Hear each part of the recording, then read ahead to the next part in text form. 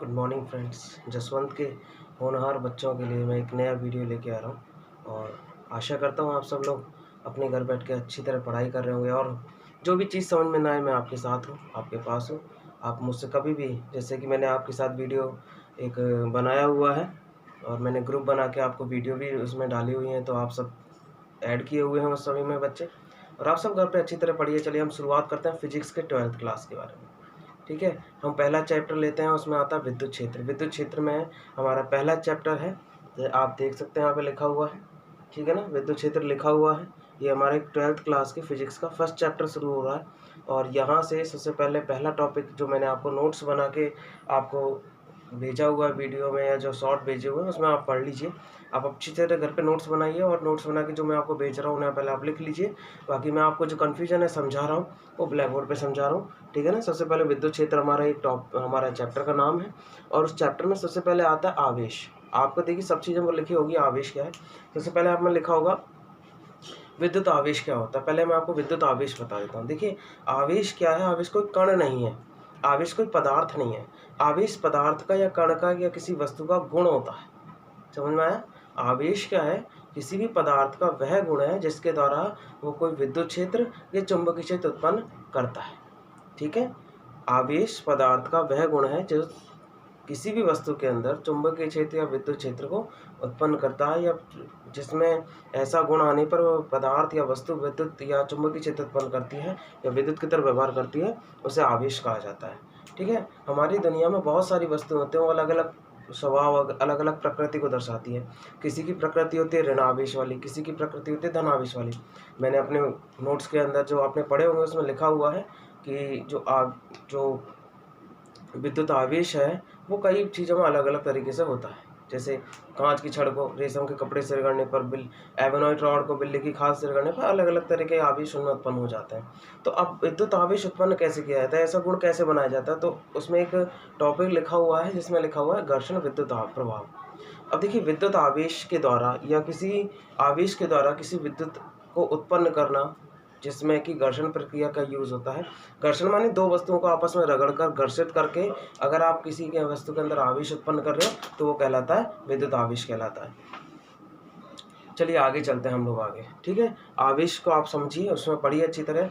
तो अब हम अगले टॉपिक पे जा रहा हूँ। मैं अपने अगले टॉपिक पे पहुंचकर आपको बताता हूँ आवेशों के प्रकार। ठीक है, दूसरा टॉपिक आवेशों के आते हैं प्रकार। आवेश कितने प्रकार के हैं, सबसे बड़ी इंपॉर्टेंट बात है। देखिए आवेशों के प्रकार को उनकी प्रकृति के आधार पर दो भागों में बांटा गया है। जो वस्तुएं ऋणात्मक हो जाती हैं वो ऋण आवेशित होती हैं। इसका मतलब आवेश का जो प्रकार हो गया वो ऋणात्मक आवेश हो गए, और दूसरा होता है धनात्मक आवेश। समझ में आया। इसमें ज़्यादा डिटेल में जाने की ज़रूरत नहीं है। सबसे पहले हमें यही समझना, हमारी जो टॉपिक नंबर 2 है उसके अंदर एक ही चीज़ आती है आवेशों के प्रकार। इसका मतलब हमारे दो आवेशों के प्रकार होते हैं। पहला होता है धनात्मक आवेश, दूसरा होता है ऋणात्मक आवेश। अब बात करिए, आपने टॉपिक में आगे पढ़ा होगा कि आवेशों के जो नामकरण है प्रकारों के वो किसने दिया था। सर्वप्रथम एक वैज्ञानिक हुए थे बेंजामिन फ्रैंकलिन। बेंजामिन फ्रैंकलिन ये वैज्ञानिक हुए थे जिन्होंने सबसे पहले आवेशों के प्रकार को समझाया था। ठीक है, आवेशों के प्रकार को समझाया, उनका नामकरण किया, तो इन वैज्ञानिक का नाम था बेंजामिन फ्रैंकलिन। इन्होंने ही आवेशों के प्रकार और उनके बारे में बताया था। देखिए इस टॉपिक के अंदर दो परिभाषाएं आती हैं। पहली बात तो चालक किसे कहते हैं। ठीक है, आप सभी लोग जानते हैं चालक किसे कहते हैं। चालक के बारे में आप सब पहले भी पढ़ चुके हैं। 11th क्लास के अंदर, आपने 10th क्लास के अंदर चालक पढ़ा होगा, लेकिन अब हम पढ़ेंगे, आज मैं आपको समझा रहा हूँ चालक। ठीक है, चालक किसे कहता है। तो चालक वो पदार्थ, वो वस्तुएं होती हैं जिसके अंदर कोई ना कोई आवेश प्रवाहित होता है, या अगर अपनी परिभाषा को दूसरी तरीके से बदलना चाहे तो आवेशों के प्रवाह जिन वस्तुओं में होते हैं उन वस्तुओं को क्या कहते हैं, चालक। समझ में आया? आवेशों के प्रवाह की दर को क्या कहते हैं, विद्युत। अब विद्युत का, इसे परिभाषा को दूसरी तरीके से बदल सकते हैं। ऐसी वस्तुएं जिनमें विद्युत का प्रवाह होता है, विद्युत का संचालन होता है, उन वस्तुओं को क्या कहा जा सकता है, चालक वस्तुएं। कोई आपसे उदाहरण पूछे तो उदाहरण बहुत सारे हैं, तांबा, कॉपर, चांदी। ठीक है, विद्युत का सबसे अच्छा उदाहरण या चालक का सबसे अच्छा उदाहरण कौन माना जाता है, चांदी। याद रखिए, चांदी दुनिया में सर्वश्रेष्ठतम उदाहरण मानी जाती है किसकी, विद्युतों के चालक की या चालक पदार्थों में। आई बात समझ में। बहुत सारे उदाहरण हैं, टिन है, जिंक है, बहुत सारे उदाहरण ऐसे हैं जो कि आवेशों के चालक कहलाते हैं। अब आते हैं कुचालक पदार्थ। अब आता है कुचालक, जिन्हें कहते हैं हम लोग विद्युत रोधी। क्या कहते हैं? विद्युत रोधी। अब देखिए, परिभाषा को समझने से पहले इसके अक्षर पर, इसके शब्द पर आप जो जा सकते हैं, शब्द को ध्यान से देखिए। विद्युत रोधी अर्थात कुचालक, अर्थात जो चालक नहीं है। अब जो चालक नहीं है तो ऐसी संपूर्ण वस्तुएं, ऐसी सभी वस्तुएं हैं जो किसी भी विद्युत आवेशों का प्रवाह को प्रदर्शित नहीं करती या जिनमें किसी भी प्रकार के विद्युत का संचालन नहीं होता, वो सब वस्तुएं कहलाती हैं कुचालक पदार्थ, अर्थात जिनमें विद्युत नहीं संचारित होती।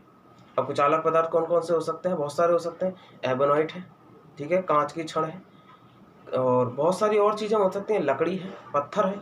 ये सब पदार्थ क्या है? कुचालक पदार्थ है, क्योंकि इनमें आवेशों का प्रवाह नहीं हो सकता।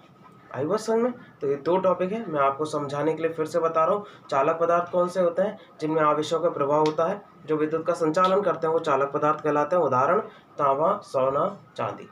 और जो पदार्थ विद्युत का संचालन नहीं कर पाते या उनमें किसी भी प्रकार का आवेशों का प्रवाह नहीं होता, तो उन्हें कहते हैं कुचालक पदार्थ, जिन्हें विद्युत रोधी पदार्थ भी कहते हैं, ठीक है, जिन्हें परावैद्युत पदार्थ भी कहा जाता है। समझ में आया? जिन्हें परावैद्युत पदार्थ भी कहा जाता है, जो विद्युत के विपरीत प्रकृति को दर्शाते हैं, विद्युत की प्रकृति को दर्शाते नहीं है, उन्हें परावैद्युत पदार्थ कहते हैं। आई बात समझ में? इन दोनों टॉपिकों को आप पढ़िए, पहले तो नोट्स लिखिए। अगर आपको नोट्स लिखने के बाद कुछ समझ में ना आए तो इस वीडियो को देखिए। अगर वीडियो समझ में ना आए तो आप ग्रुप में जाकर मुझे कमेंट कर सकते हैं, कॉम्प्लीमेंट दे सकते हैं। अगर आपको कुछ और भी समझना हो तो आप मुझसे समझ सकते हैं, ठीक है। बाकी हम मिलते हैं अपने ग्रुप में, जसवंत ग्रुप में।